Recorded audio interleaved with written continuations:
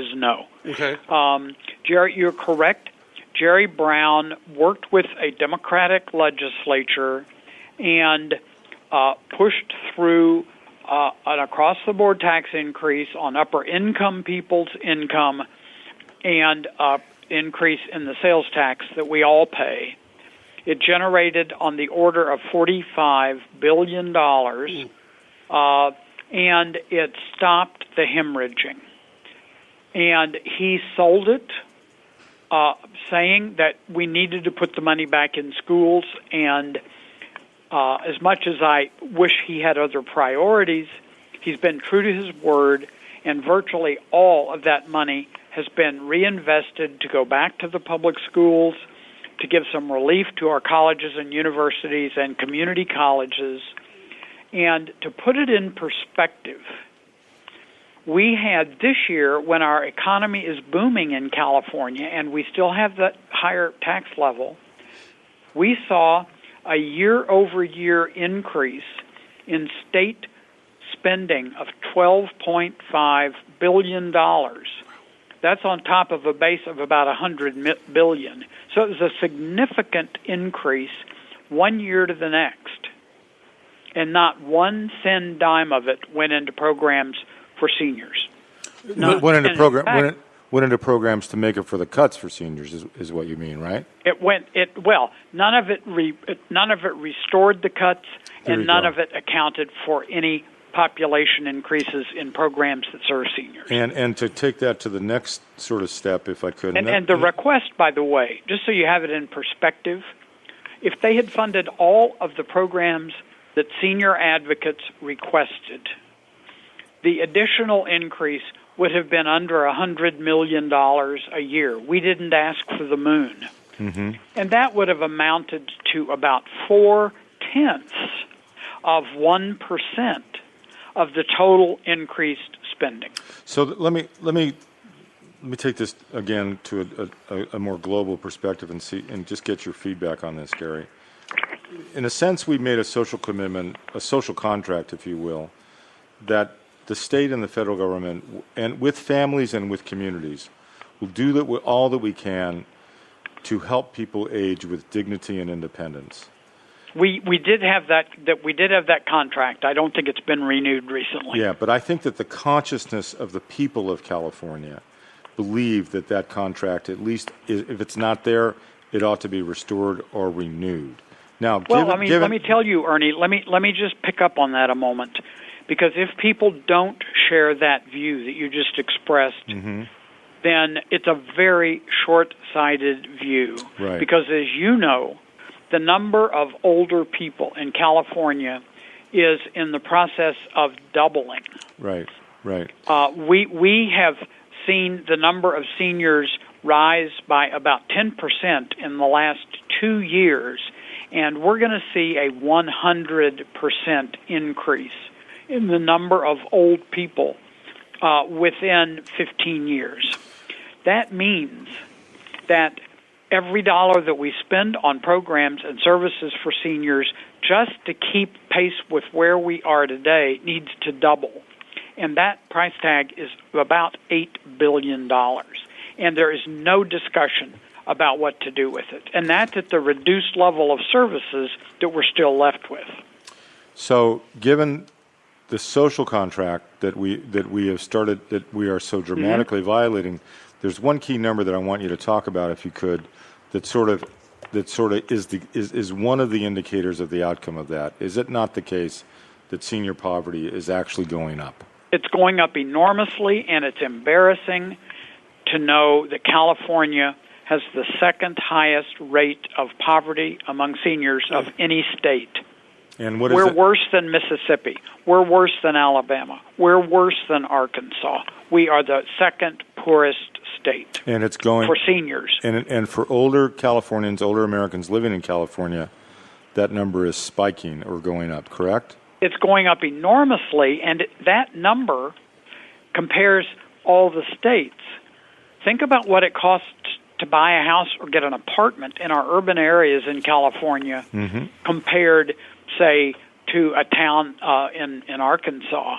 The cost of living here is enormously higher than it is in these places where the rate of senior poverty is actually lower.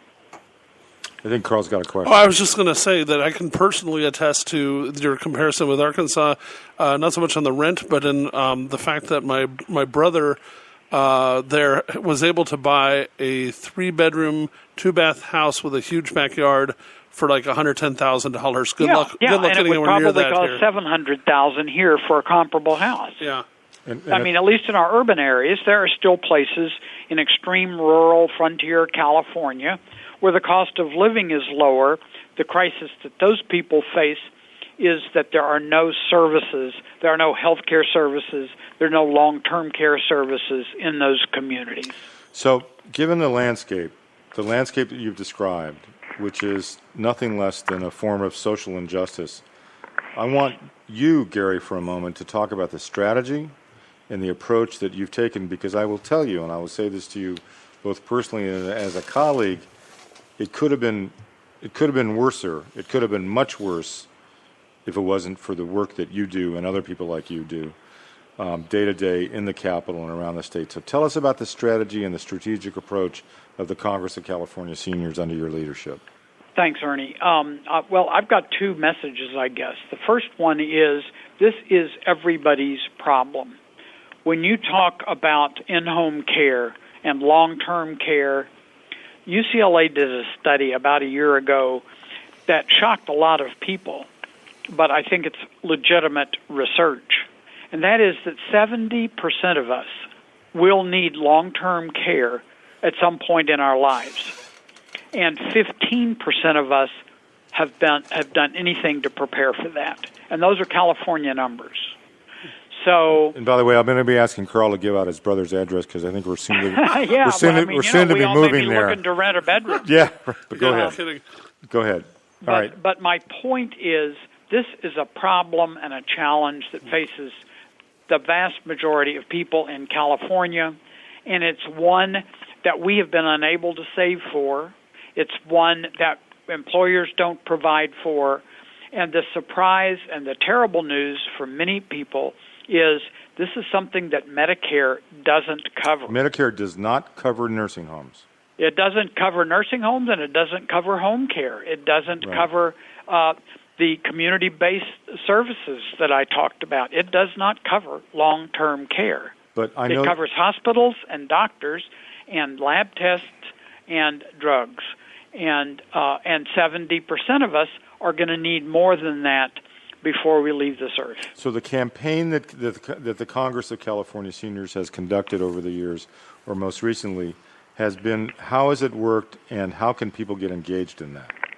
Well, we are trying to raise awareness. Mm-hmm. It is obviously the first thing to do is to raise awareness of our elected representatives, and we have been working at that with other advocates.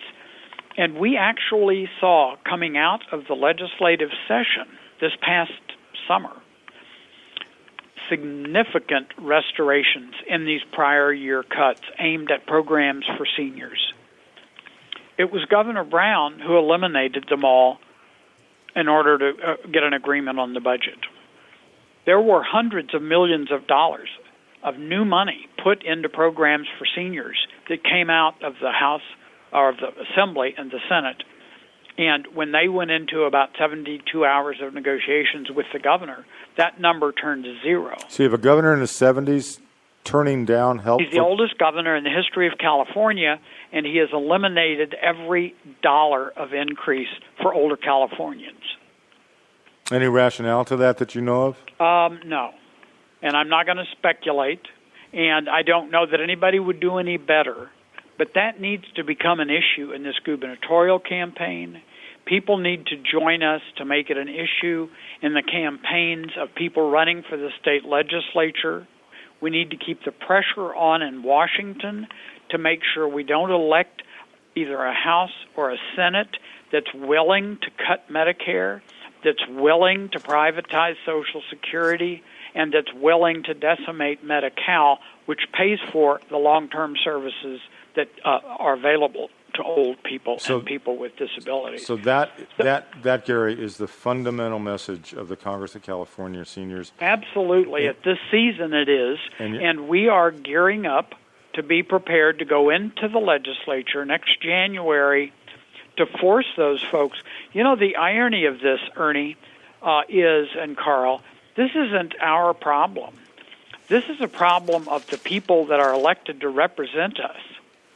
The growth in old people won't disappear, and they're going to be faced with some grueling choices in just a few years.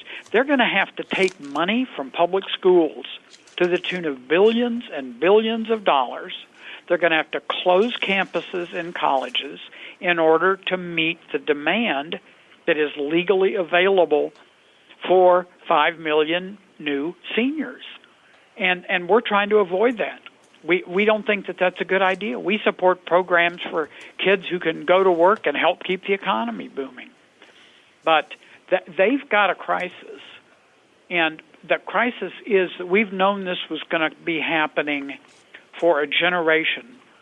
And it isn't that people are getting older and will have huge new demands.